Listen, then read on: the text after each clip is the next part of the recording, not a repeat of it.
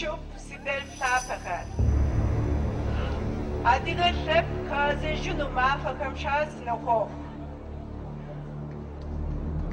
دي حاجة دوك جد لجامة خمه كرات شوف سو أديك كم صوري دي كازنجنو أبيم شا همجم فوق دلجنو به تركم أديك فدراسيام جا مبتكوا مبي يجاب أكم minister بدونوكو دكابلغال tam webso koşabli rayonum yitamede yegap akım yinakış hutmariyet leşepsine kuajem yegapım direktör obnoka nuriyet şa tam webso jizoa ya perawa leşepsine kuajem var dikana al munawo karb de munawo fedakwa ya kor kwabu de deri fuego kuo zaman leca abukam yuso argoro dikhev yizako leşepsine amjit ari bideo kon beytwa bideo kapem de psori bile konu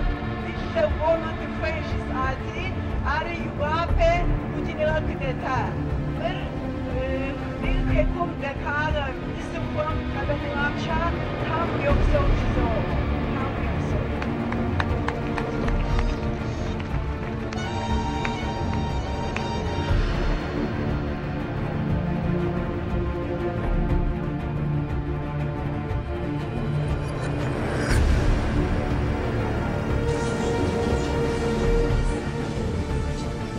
Değerli büyükler, arkadaşlar ve gençler, ben Kafkas Dernekleri Federasyonu'nun adının değişmesine şiddetle karşı geliyorum, onaylamıyorum.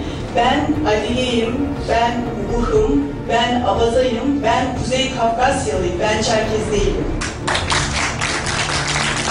Ben önce söz alan arkadaşlardan Yusuf Taymaz ve Muharrem Saran'a büyük ölçüde katılıyorum. Benim bölgem, ben Düzceliyim. Bölgede Çerkez dediği zaman bizden ve bizim dışımızdaki insanların da Adiyeler aklına geliyor. Çerkezler ve Abazalar diyor. Yani halk böyle tanımlanıyor. Biz Abhaz Derneği kurulmuştu Düzce'de. Abhaz Derneği'nin yönetiminde olan ve dışarıdan yönetimde olmadan da faal olan arkadaşlarla daha önce birleşme yanındaydık. Kuzey Kafkas Kültür Derneği altında birleştirme çalışması yaparken burada tekrar bölünme senaryoları gündeme gelmekte. Şimdi arkadaşlara soruyorum, neden Çerkez adı? Ben Çerkez adına da karşıyım. Yani Çerkez ve Çerkez adı Abazalarla Adiyeleri ayrıştıracağı için bir karşıyım. Ayrıca herkes onaylasa bile tekrar karşıyım. Çünkü Kafkas ya ismi varken, bizim coğrafyamızın adını kullanırken bize yabancı olan, bizim dilimizde olmayan bir adı neden alıyoruz? Dün de değinildi. Çerkezce diye bir dil var mıdır? Yoktur. Çerkez halkı var mıdır? Yoktur.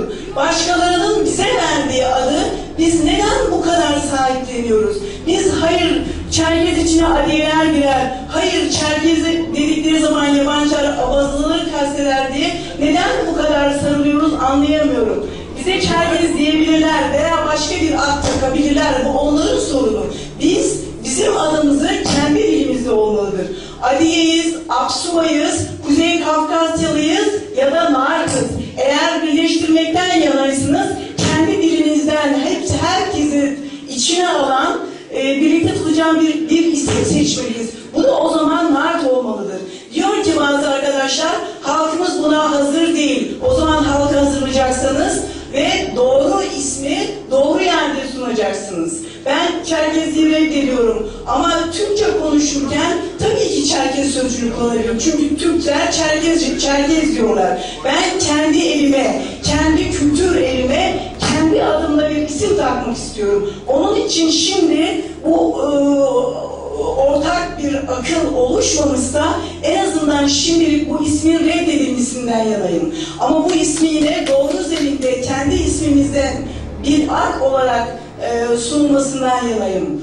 Şimdi bazı arkadaşlarım biliyorum, bunu burada belki deklare etmiyorlar, söylemiyorlar ama önemli bir kısmın içinde Abazaları dışlamak geliyor. Benim annem Abaza, babam Ubuh, Büyük annem, büyük babam Erzel şahsı, ben Kuzey Kafkasyalıyım ya da Nart'ım. Nart daha çok içime siniyor kendi dilimden olduğum için ve hepimizi kucakladığı için. Yani hem üzgünüm, bu böyle bir öneriyle gelindiği için hem de heyecan duydum, üzüntüm tabii ki daha çok. Biz yeni genel kurulumuzu yaptık Düzce'de ve Kuzey Kafkas Kültür Derneği olarak kalmasına devam etmesine karar verdik büyük çoğunluk. Bizim içimizde Aliye arkadaşlar birlikteyiz. Her faaliyeti birlikte yapıyoruz. Bu bizi bölmek demektir. Bir kazancımız nedir? Ulusal kimliğimiz, ulusal adımız bizim Çerkez değil. Ne amaca hizmet ediyor bunu anlayamıyorum. Açıklananlardan mantıklı bir şey bulamıyorum, çözümleyemiyorum. Bir de şu var, diyorlar ki Apaz dernekleri var, neden Aliye dernekleri olmasın diyorlar. Şimdi Apaz dernekleri kurulmuş bir derneklerden söz etmiyoruz. Muharrem arkadaşımız dün dedi ki %90'ını bizim bölgeye teşkil ediyor ve Kafkas Derneği'yiz biz demişti.